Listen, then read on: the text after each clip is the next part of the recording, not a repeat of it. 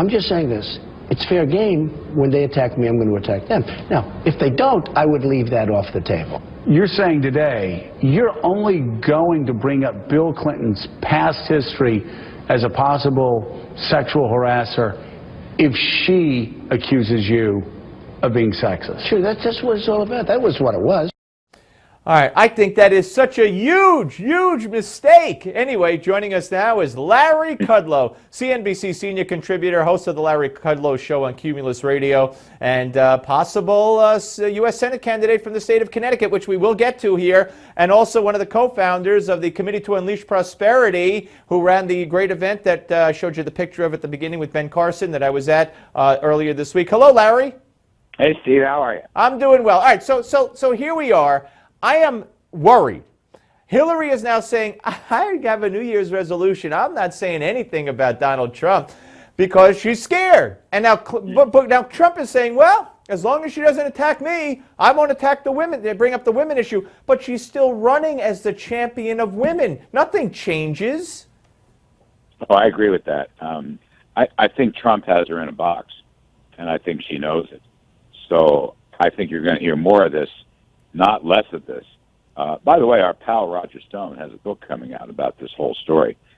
Hillary's war on. Well, yeah, it's out. We've talked to Roger about that. Yeah, the Clinton's war on women. Yeah. But I think Hillary's got a big problem. I really do. And Bill Clinton, by the way, as a campaigner, when you go back years ago when she ran against Obama, Clinton was not effective.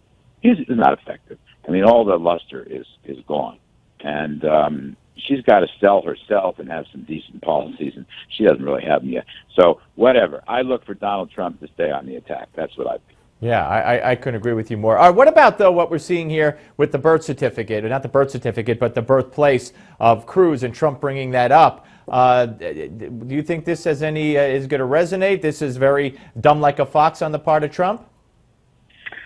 I don't think it's going to resonate. I really don't. I'd rather have Donald talking about a 15% corporate tax than the birther issue. I mean, look, the stock market's off 400 points. The U.S. economy is growing probably by about 1% in the last quarter. We need growth. Growth. Donald Trump has a very good corporate tax reform plan, very good plan, with a 15% rate. Some of the other candidates have good corporate tax cuts. They should be talking about this stuff.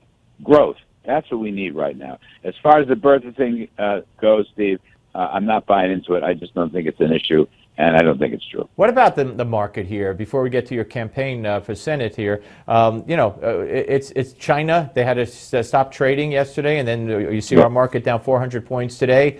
And Trump has said we're tied too closely to China for that. That's his mantra for years. Well, that's right. But look, the stock market, which is off almost 400 points, was spooked by the drop in the Chinese currency, the yuan. But let me just tell you this. The government of China is not doing this. The market is doing this. There's a lot of capital flight from China because their economy is lousy and their government is not making sufficient pro-market reforms. So what you're seeing here is people are getting out of China. And that's a new site. It started, by the way, last summer. It's probably going to continue some more, and it's going to damage the Chinese economy. What about? However, yeah, go ahead. I will go ahead. just say this. Yeah. Don't get too bearish. U.S. needs corporate tax cuts, but we're not going into a recession. We're not going into a stock market crash. We're not going into a banking crash. We can do a lot better than we're doing, but people should don't get too bearish right now. All right, where are you in deciding whether or not you're going to run against Blumenthal in Connecticut for the U.S. Senate seat? Well, I told your colleague John Gizzi that I would make a decision before the end of February. Yep, and so that's where we stand. I got to rely on Gizzi's writing. All right, Steve Malzberg, I'm saying it to you. Yeah. I will make a decision before the end of February. Listen, Senator Blumenthal is wrong on the Iran deal, wrong on the Syrian refugees.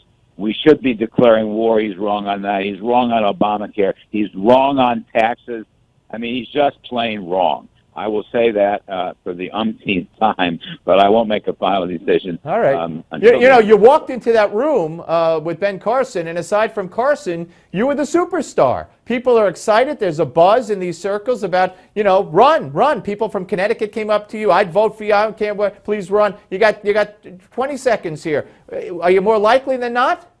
People are very kind, and I mean that, and I am deeply grateful and appreciative. But regarding that lunch, the real star was Ben Carson, who gave a great talk to all of us. He did. He was wonderful, and we talked to him at the top of the show. It was his show, and he was great. All right, coming out. Listen, Larry, you are a superstar. We'll speak to you soon. The one and only Larry Kudlow. Up next, Senator Ted Cruz's National Security Advisor joins us. Don't go away.